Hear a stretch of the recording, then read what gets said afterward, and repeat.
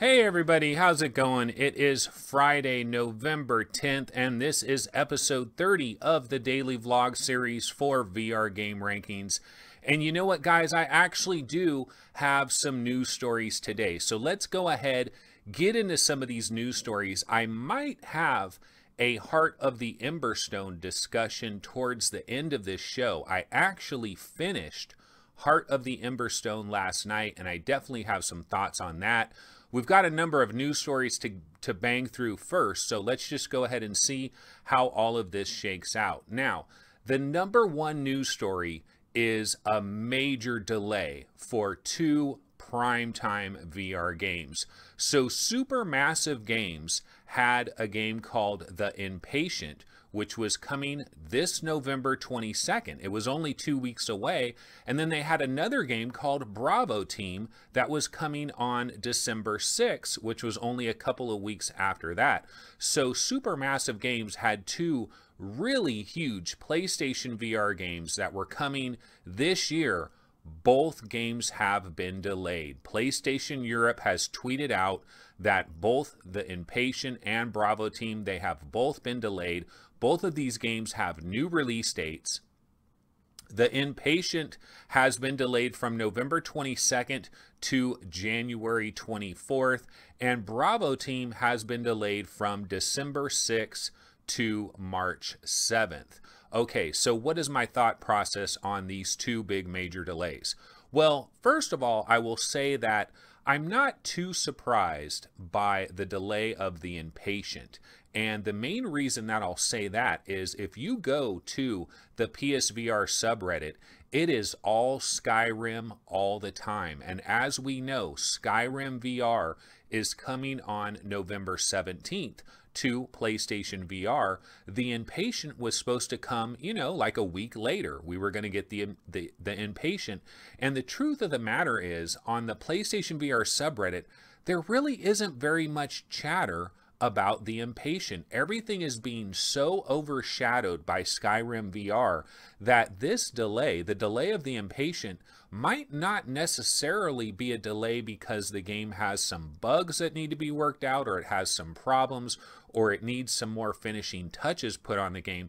It could be more of purely a marketing situation where Sony feels like with Skyrim VR coming out the week before that, that it's just too much Skyrim. There's too much energy towards Skyrim, and the Inpatient is going to get left in the dust to a degree because there's just too much attention on Skyrim. Now, this is pure speculation on my part. I don't have any inside information whatsoever, but I just did notice this, and other people have noticed this as well. Why is there not, I've seen threads where people have said, why is there not more hype for the Inpatient? Why is everybody talking about Skyrim, but nobody's talking about the Inpatient?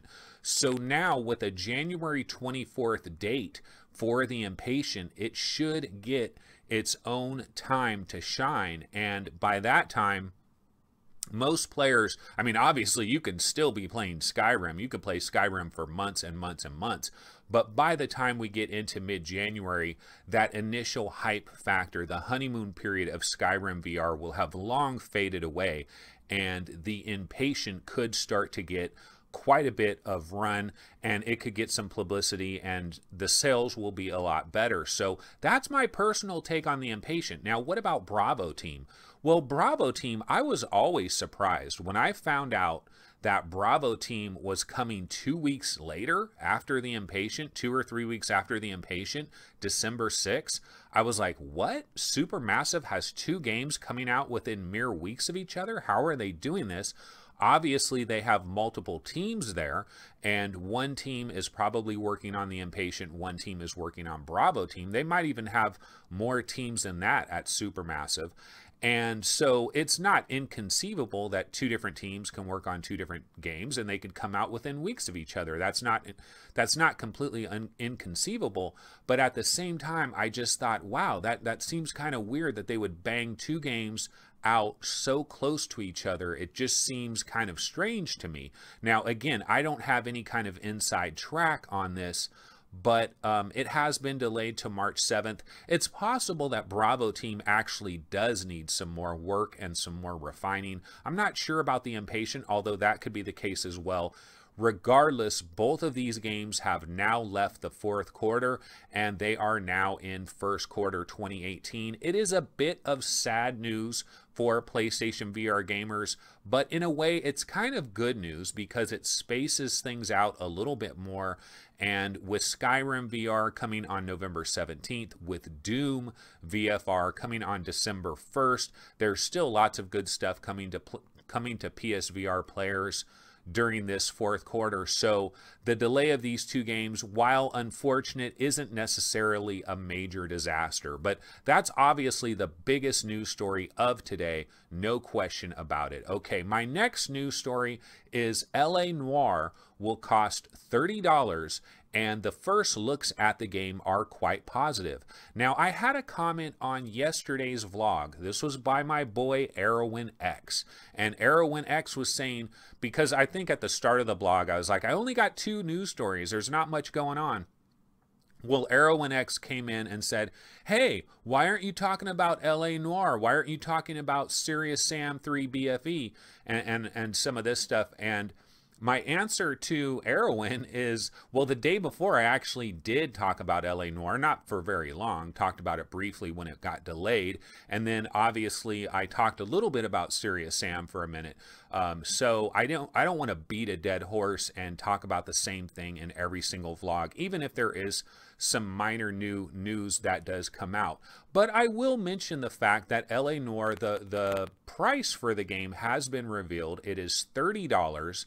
And for some reason, this seems to be rather big news on the Vive subreddit. Why it's big news, I don't know. What were people thinking? Were you thinking this was going to be $14.99 or $19.99 or $24.99? Honestly, I'm actually pleased that it's $29.99. I wasn't expecting anything less. If this game was $39.99, I wouldn't have been shocked. I know there's only 7 cases that are being done in VR. It's not the entire game of LA Noire, but still, I really think this is going to be a high-powered experience.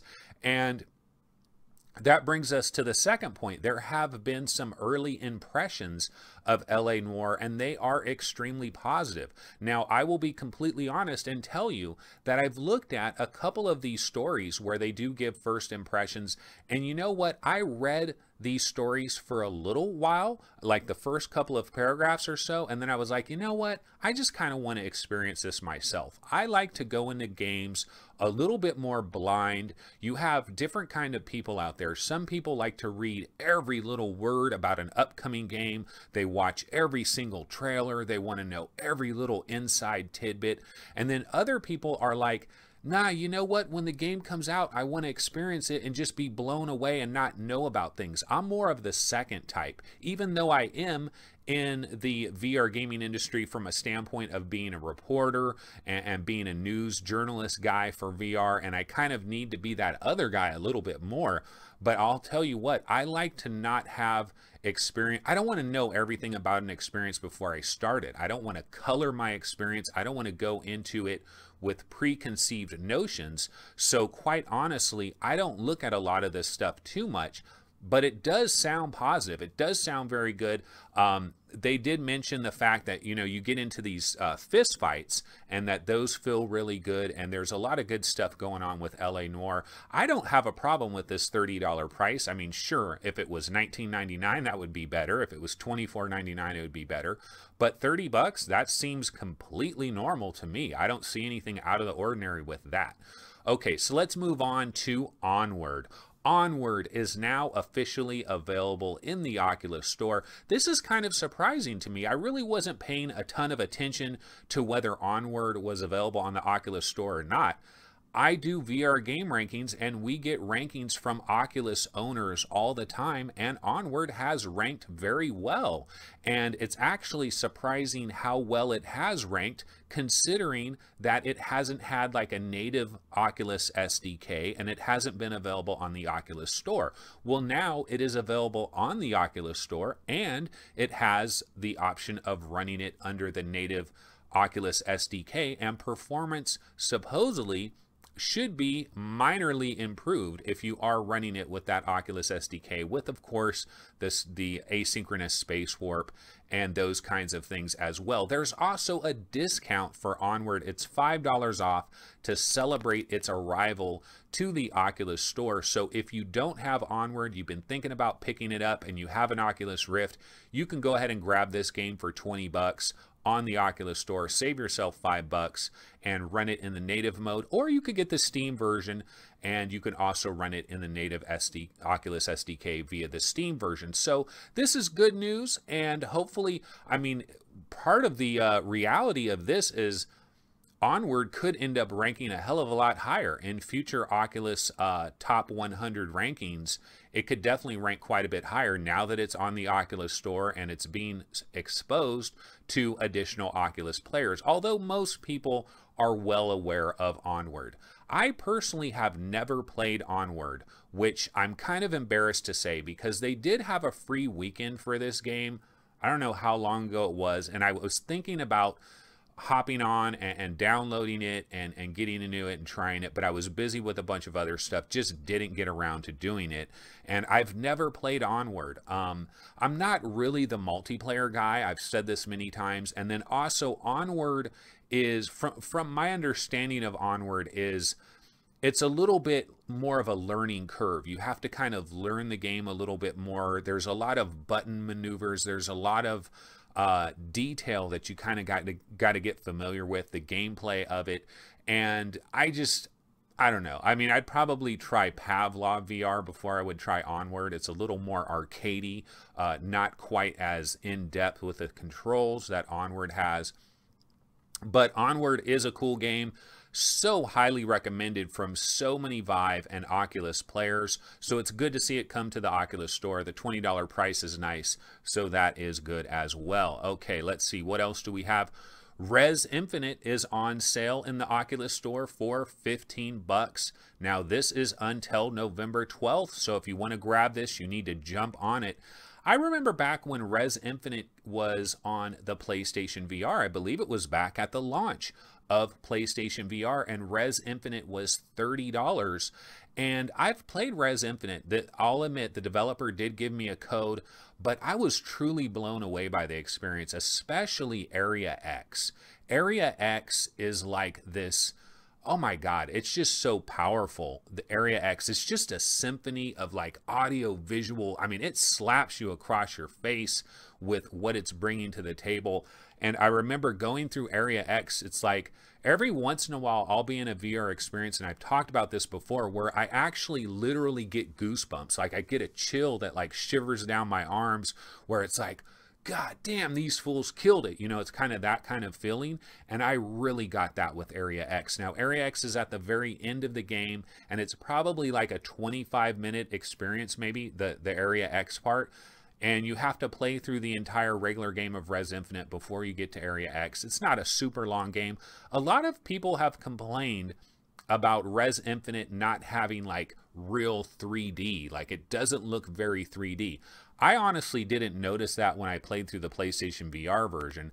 Of course, when you get to Area X, it is a lot more 3D because Area X was created much more recently, where the original Res Infinite game was created a long time ago on the Sega Dreamcast and then remastered. So that makes perfect sense. But if you've never picked up Res Infinite, 15 bucks is not a bad deal. That is on the Oculus store. The Steam price is still at $24.99, so there's no discount on Steam. So if you want to get the discount, you got to grab it on the Oculus store. But I'm a fan of Res Infinite. I think it's a really cool game. Okay, my last quick story. I do want to get into my thoughts on Heart of the Emberstone. But our last story is Shooty Fruity. Okay, Shooty Fruity is a brand new game that has been announced for a December 19th release. This game is coming to all three major VR platforms. It's coming to PlayStation VR, Oculus Rift, and the HTC Vive. And this is coming on December 19th. The game is being published by In Dreams, and it's being developed by developer Nearlight. And this game is going to sell for $20.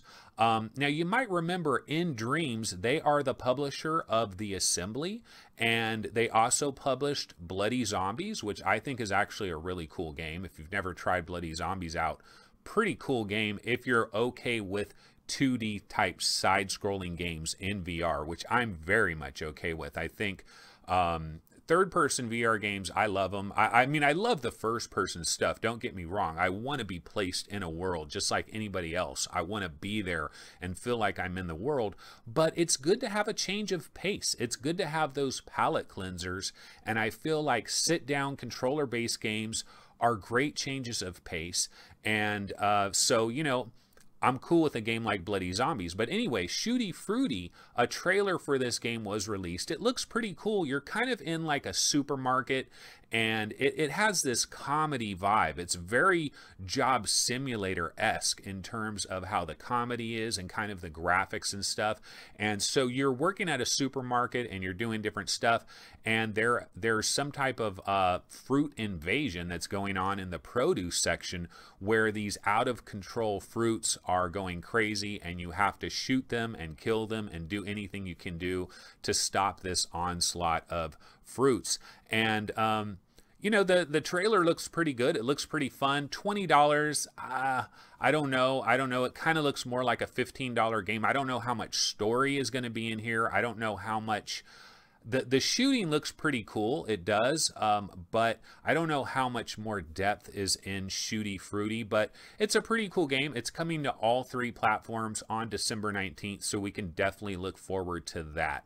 Okay, so that basically wraps up all the news, and I have a decent amount of time to get into Heart of the Emberstone.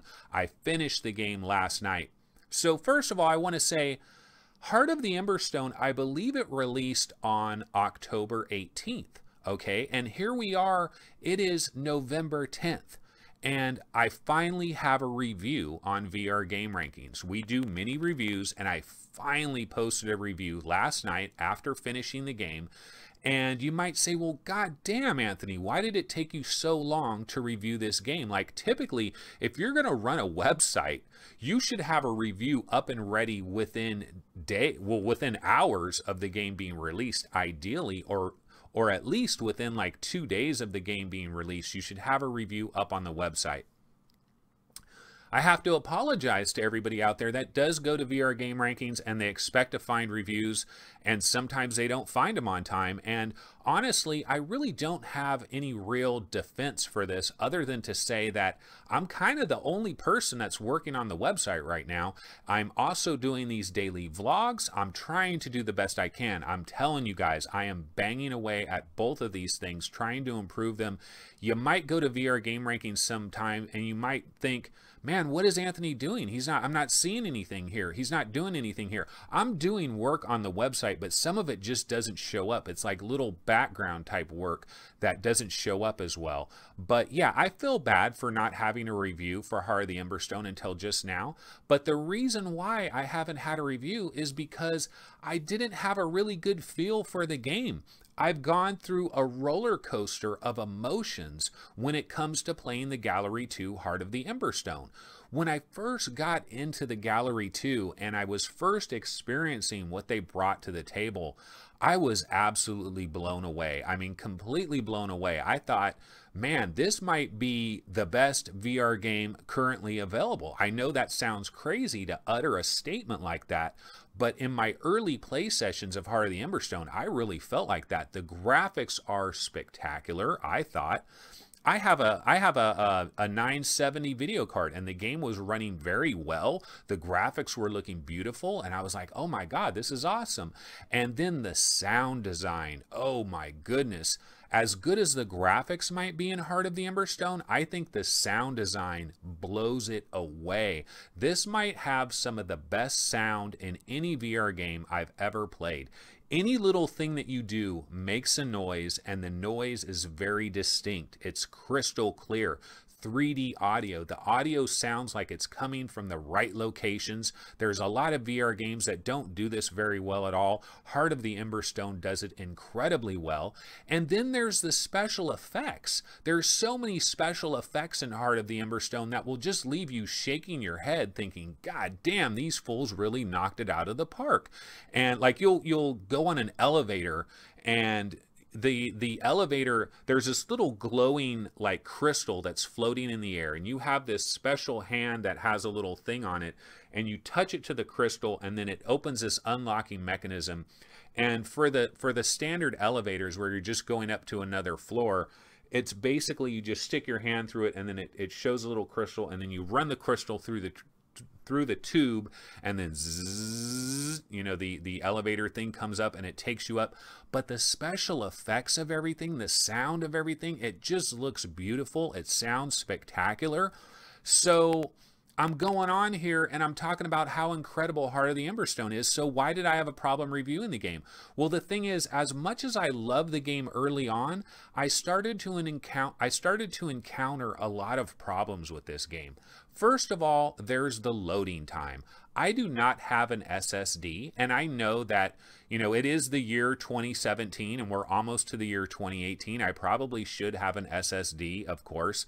The PC that I'm using right now is a PC that I actually built back in the spring of 2010, if you can believe it. An i5 2500K is my processor. It's overclocked.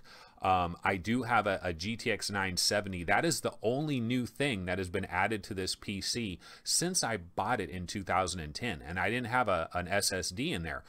I know that I need to do a whole new PC. In fact, rather than upgrading this PC, I'm thinking of just building an entirely new PC, and I will have an SSD. I don't have an SSD. I know that a lot of you out there do have SSDs, and you're not having problems with these loading times. But I gotta say, oh my God, the loading times are excruciating. When you first start up Heart of the Emberstone, there's an incredibly long loading sequence that you're waiting and waiting and waiting for. Okay, then it throws you into like the title sequence of the game where you see Gallery 2, Heart of the Emberstone, and you see like this, you see like a pedestal over there with this cassette tape and the little Walkman player. And then you walk over to that, you pick up the cassette tape, you throw it into the cassette, then guess what? Another long loading sequence. So there's so much loading in this game.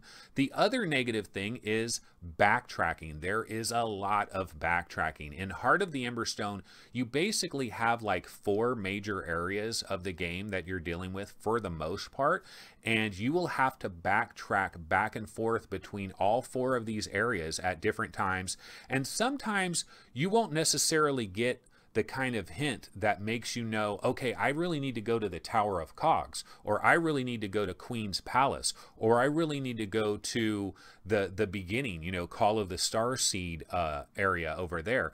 So you'll have to bounce from one location to another, which isn't that big of a deal in the grand scheme of things. I don't mind that so much, but the problem with it is every time you want to switch to a new location, guess what? Loading times, incredibly long loading times.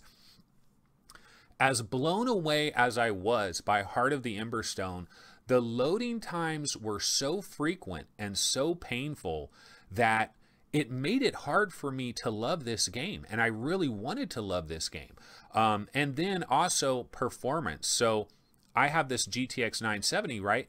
The first half of the game, I was pretty much good. Everything was working out great, and I was loving things. And this is such a great game from a graphics and sound, and the cinema production qualities is all there. And I was experiencing all of that, having a great time. When I got to the back half of the game, started to encounter a lot of performance issues. And the thing that sucked about these performance issues is they typically would rear their ugly heads right when it was some type of cinematic story unfolding sequence that was really awe-inspiring. You know, when you're in a VR game, right, and you're playing a VR game in Steam, And if the VR game starts to have a problem and, you know, it's dropping frames and it's stuttering, you will often kind of bounce out of your VR game and you'll see like the Steam loading screen, or like you're in the waiting area, the Steam waiting area, and it'll bring up that rectangle like showing the game like you're almost just starting the game brand new.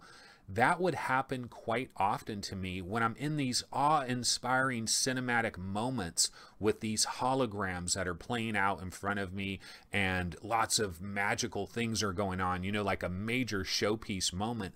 A lot of times that stuff would happen, the performance problems would happen right when that happened, and that is really frustrating and really irritating and bothersome, you know, to be sure. So, you know, the backtracking, the loading, the performance problems. Then the other major problem that I had with Emberstone is arbitrary puzzles. Now, this is a puzzle game, so that's the way it's going to work.